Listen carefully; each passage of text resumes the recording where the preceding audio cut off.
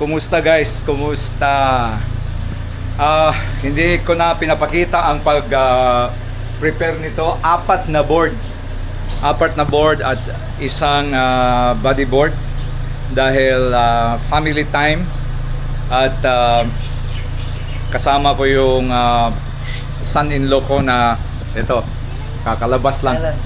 So, sa Kaulak nagtatrabaho siya. Yan, si Honey. Si Angel nasa loob, si Mami sasama. Bigla na lang, akala niya hindi siya sasama eh. Tapos iba yung desisyon na sasama daw siya. Pero tingnan natin kung ano yung yan makulimlim. Sana makakasakay tayo ng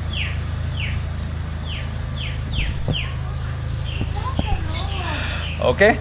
So, i-continue natin yan mamaya. Yan. Yan siya. Yan ang VIP namin. So, nandito na kami, kompleto. Yan, si Jordan. Si Honey, Angel, o si Mami. Palabas na kami sa bahay namin. So ngayon, dala namin lahat ang aming gears. Mga gears namin, yan. Every time na lalabas ako, mag-iingat ng konti kasi maraming sasakyan. Okay, weather report. Makulimlim. So hindi ko alam kung saan ang destinasyon. Bakit ako nagtatagalog? Para maintindihan ng lahat.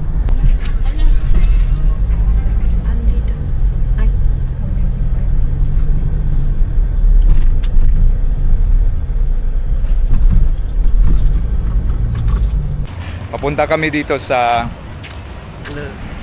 tapas. Yung isang tubig.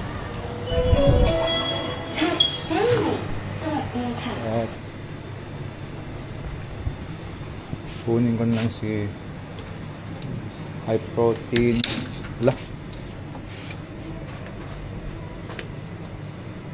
Ito. Parang coffee. Tea. Yan.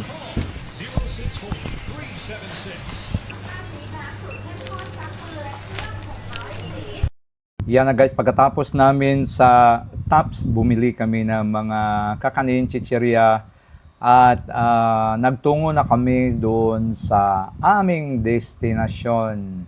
Itagalog lang natin at halo nating Bisaya. Meron pala ako mga na-delete na video dyan na ini-upload ko sana patungkol sa pag-parking namin paglabas, but na-delete ko yung video, sayang. Ito guys, maganda pa rin yung daanan. At nung dumating na kami, yan, naghanda na, excited na kaming lahat papunta dyan sa dagat. Yan, si Honey. Yan ang panganay ko. Sabi ko, bilis, bilis, bilis, bilis. Hindi basta, medyo maganda yung alon na yun na pumapalo sana. Pero hindi nakuha, walang kumuha. At nagko-concentrate ako dyan sa sarili ko na baka makasakay. Tingnan natin kung makasakay ba. Yan, yan. Sige, ay, nakasakay talaga. At least. Tapos, mababa lang yung sakay. Yan, si Angel. Nakasakay din si Angel. But, kasi mababaw na doon. Kaya medyo ingatan lang yung kaya bumababa kaagad si Angel. Yan, sinakyan ko na yung alon. Yan. Tune up muna kasi low tide yung time na yan. Kaya tingnan mo yung dagat.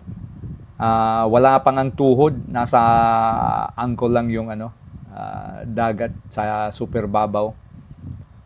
At least, ang importante dyan, makapag-exercise at enjoy kami. Ang tawag niyan sa alon na ganyan ay dump. Kasi pa siya maliit pa nga talaga yung alon. Hindi ko na nakunan yung pag high tide, doon gumaganda lalo ang alon pag high tide. Kasi high tide, tapos malayo yung alon, ang dating dito sa beach ay medyo malaki-laki siya. Anyways, ang importante dyan, nag enjoy lang kami, family. Nagpalit pala ako ng board, tapos sinubukan ko yung mas maliit. Yan, nakasakay ako. Straight lang.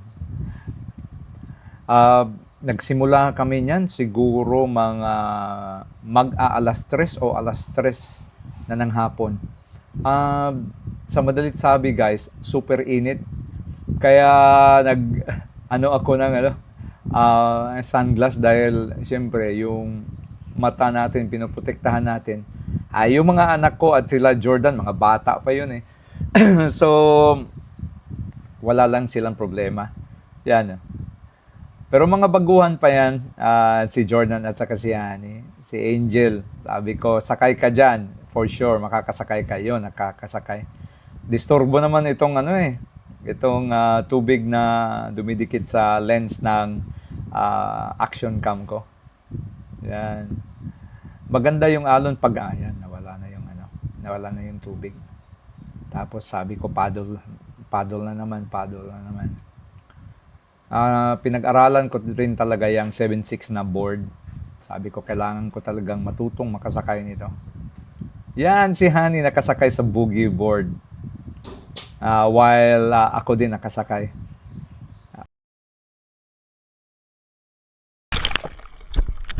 Woo! Family. Jordan, Angel, ug Hani.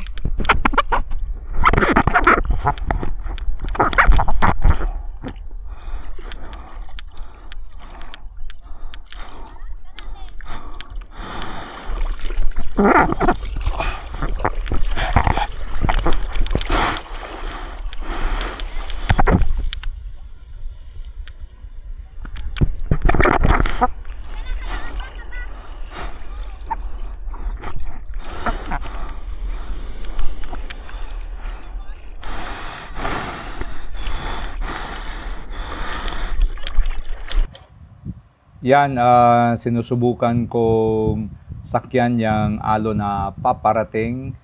Sabi ko kung makukuha ko sana to.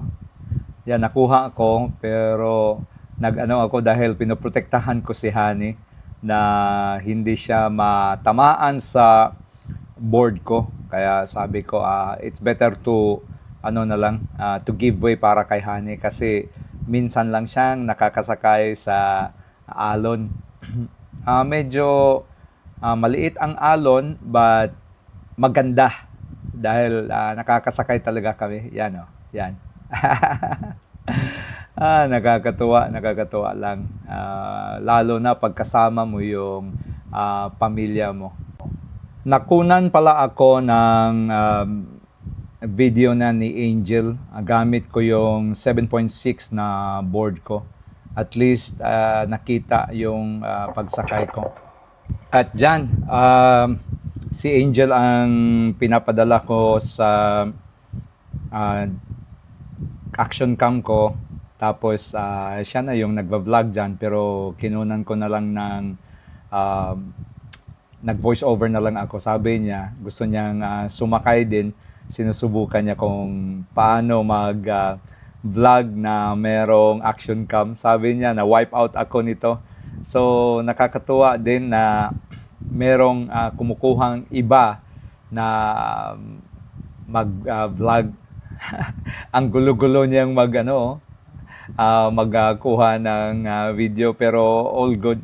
Nakunan niya yung ate niya.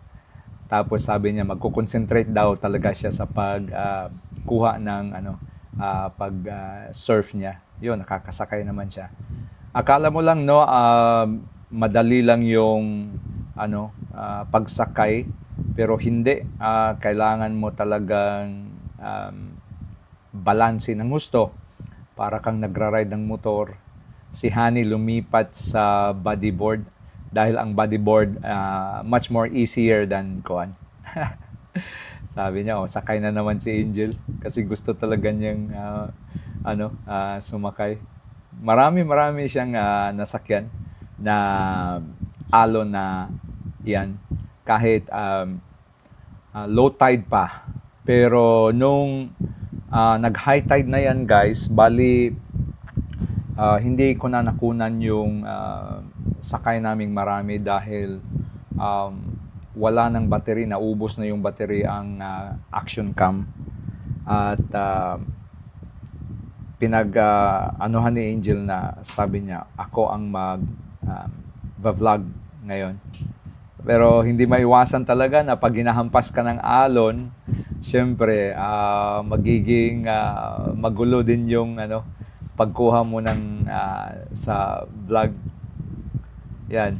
Yan ang tunay na pagsusurf.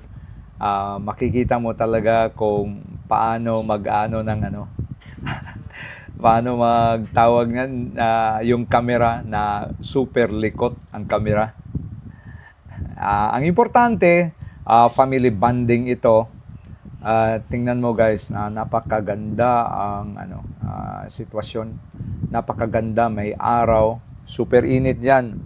Pero hindi lang kami nag-aalala dahil naman kami, nag-sunblock. Kasama sa nag-sunblock. Tapos ang sinasakyan pala niya ay 6'4". Diyan siya unang natuto sa pag-surf.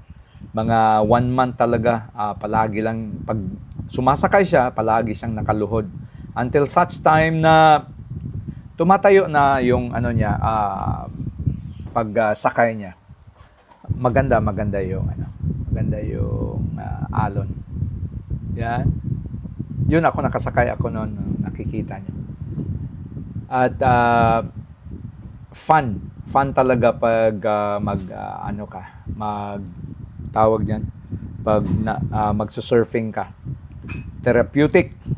So guys, maraming salamat at sa susunod na video na naman, yan ang storya natin sa ating surfing season dito sa Phuket, Thailand.